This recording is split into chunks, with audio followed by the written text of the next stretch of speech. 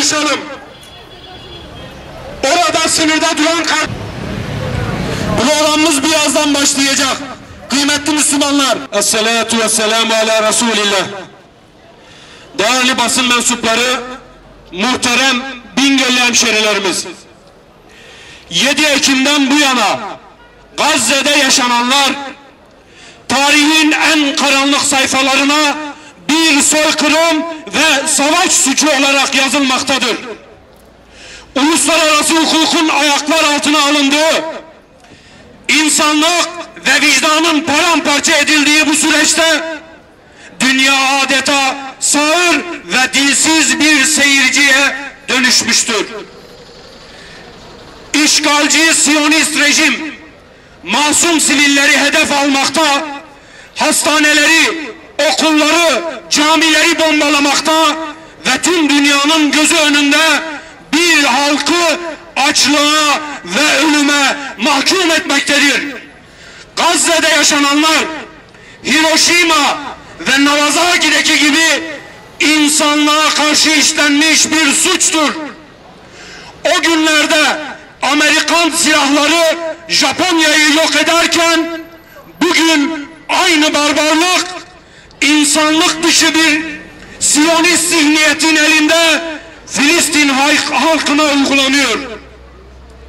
Siyonistler Filistin halkını boyun eğmeye zorlamaktadır. Ancak Filistin'in sözlüğünde teslimiyet yoktur. Filistin halkı diye bir şey yok.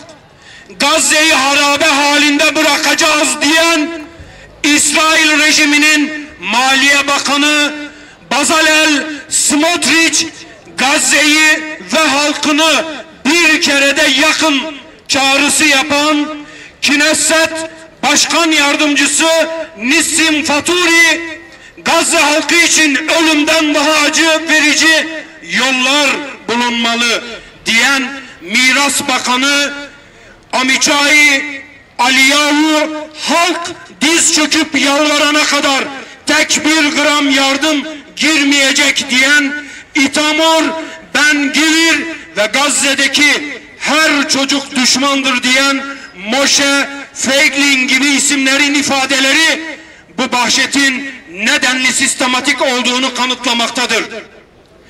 Bu ifadeler sadece boş laf değil, modern tarihin en vahşi soykırımına dönüşen bir siyasi düşüncenin dışa vurumudur. Bu insanlık dışı saldırıları ve ablukayı kırmak, Gazze halkına nefes aldırmak için yola çıkan ve dünyaya vicdan çağrısı yapan özgürlük filosunun alıkonulması, işgalci rejimin barbarlığını bir kez daha gözler önüne sermiştir.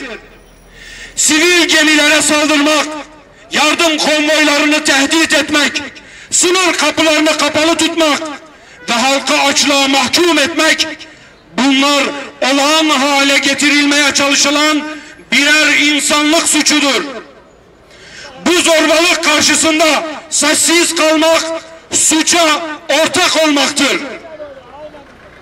600 günü aşkın bir süredir devam eden bu soykırımda Gazze şeridinin büyük bir kısmı tamamen yok edildi. 63 binden fazla Filistinli şehit olmuştur. Aralarında 18 binden fazla çocuğun bulunduğu bu soykırımda 2483 Filistinli aile tamamen yok edilmiştir. Çocuklar, kadınlar ve yaşlılar arasında şehit oranı %60'ı aşarken 42 binden fazla çocuk yetim bırakılmıştır. Gazze şeridindeki 1 milyondan fazla çocuğu barındıran bu coğrafyada Siyonist ordu tüm halkı ortadan kaldırmayı hedeflemektedir. Bu süreçte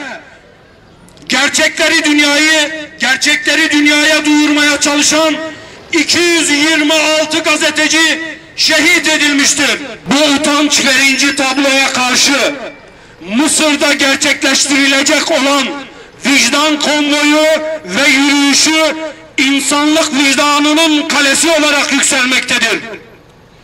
Gazze'de süren ahlaksız kuşatmayı sonlandırmak için denizden ve karadan yüz binlerin katılımıyla oluşturulacak bir insanlık zinciri olan Gazze konvoyu vakit kaybetmeden organize edilmelidir. Dünya bu zulme karşı tek yürek olmalı, suskunluğunu bozmalıdır. İslam dünyası insanlık onurunu hedef alan bu zorbalığa karşı kınamayla yetinmemeli, topluca ayağa kalkmalı, Gazze'deki soykırımı durduracak ve ablukayı kaldıracak somut adımlar atmalıdır. Bu sadece Gazze halkına değil, tüm insanlığa karşı bir sorumluluktur. Adaletsizlik ne kadar artarsa insanlar için, inananlar için zafer o kadar yakın olacaktır. Allah'ın izniyle inanan bir milletin kalbini iyileştirecek zafer yakındır. Gazze özgürlük tohumlarını ekecek ve bölgemizde Siyonist projenin sonunu ilan edecektir. Hüdapar olarak tüm dünyanın sessizliğe büründüğü bu utanç verici tabloda ölümü göze alarak Gazze'ye yola çıkacak cesur aktivistleri yürekten tebrik ediyoruz. Onların cesareti insanlık vicdanının henüz tamamen ölmediğinin bir kanıtıdır. Selam olsun direniş erlerine. Ya bu zulüm bizlerin ve sorumluluğa davet ettiklerimizin eliyle bitecek ya da bu canlar bu bedende oldukça bu kutsal dava uğruna ve mazlumlar yoluna hiçbir çabadan el çekmeyecek, geri durmayacağız. Kıymetli Müslümanlar, malumunuz Müslüman liderlerin duyarsızlığından ötürü İran'ı da vurdular.